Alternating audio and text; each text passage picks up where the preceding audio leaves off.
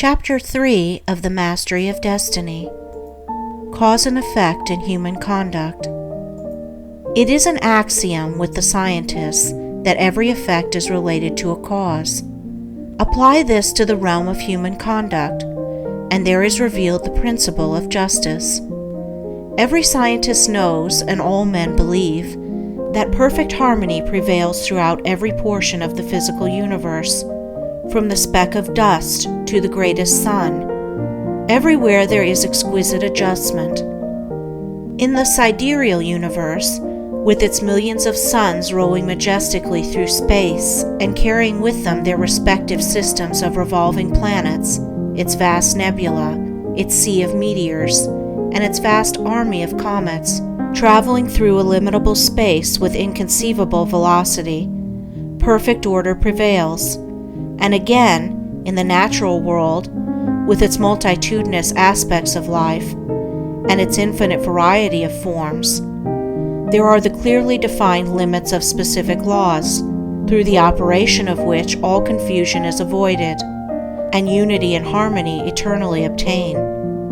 If this universal harmony could be arbitrarily broken, even in one small particular, the universe would cease to be.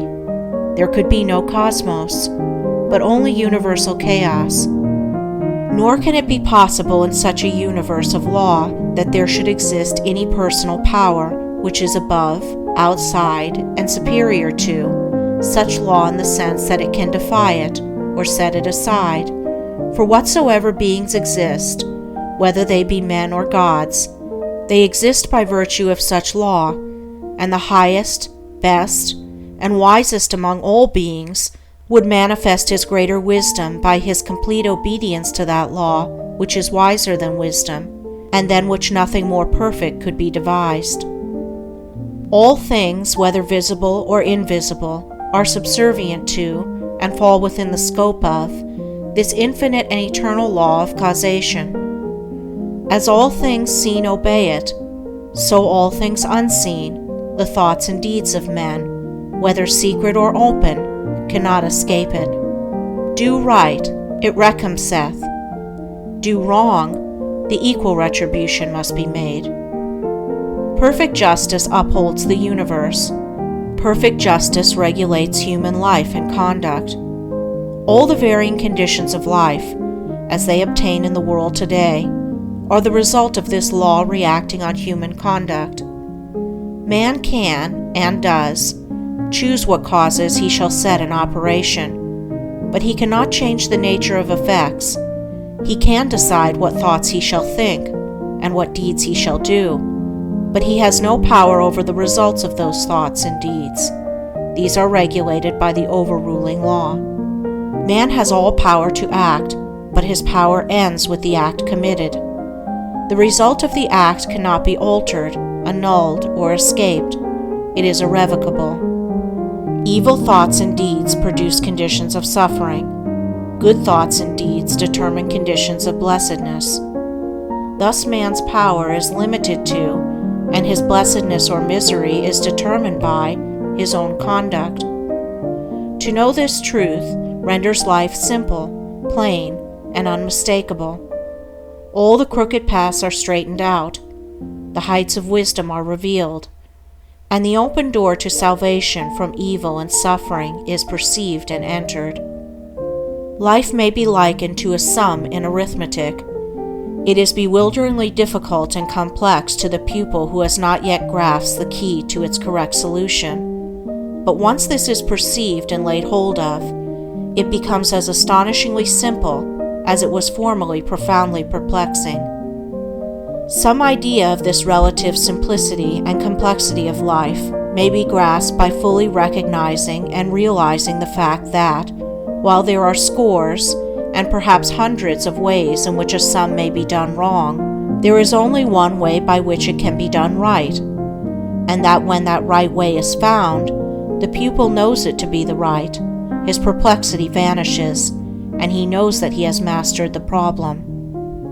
It is true that the pupil, while doing his sum incorrectly, may and frequently does think he has done it correctly, but he is not sure.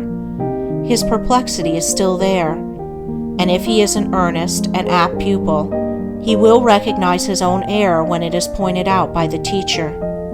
So in life, men may think they are living rightly, while they are continuing, through ignorance, to live wrongly.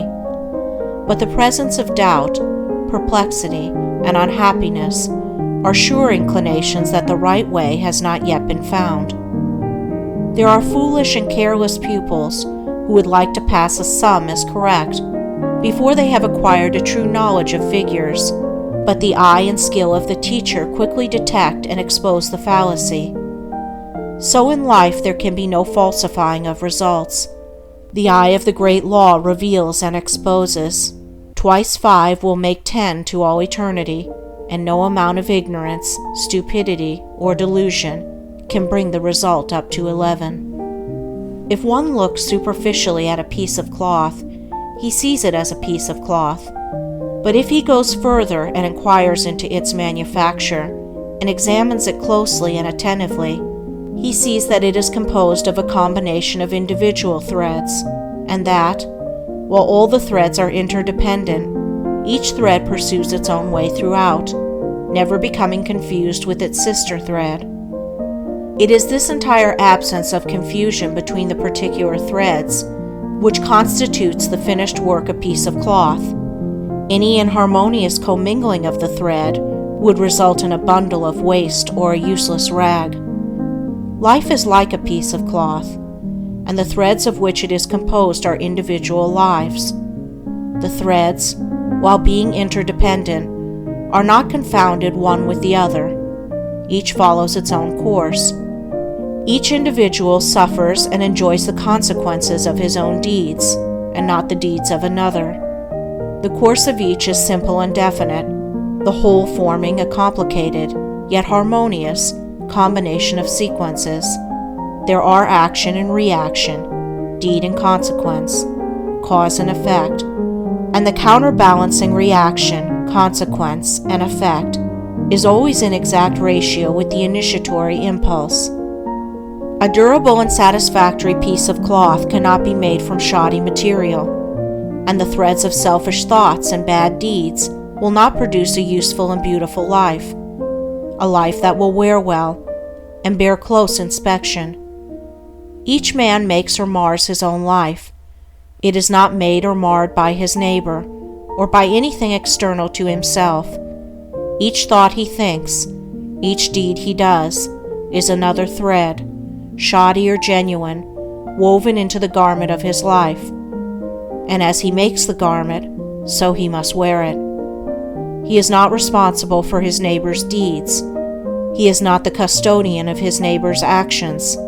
He is responsible only for his own deeds. He is the custodian of his own actions.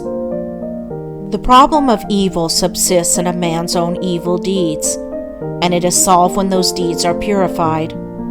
Says Rousseau, "Man, seek no longer the origin of evil. Thou thyself art its origin."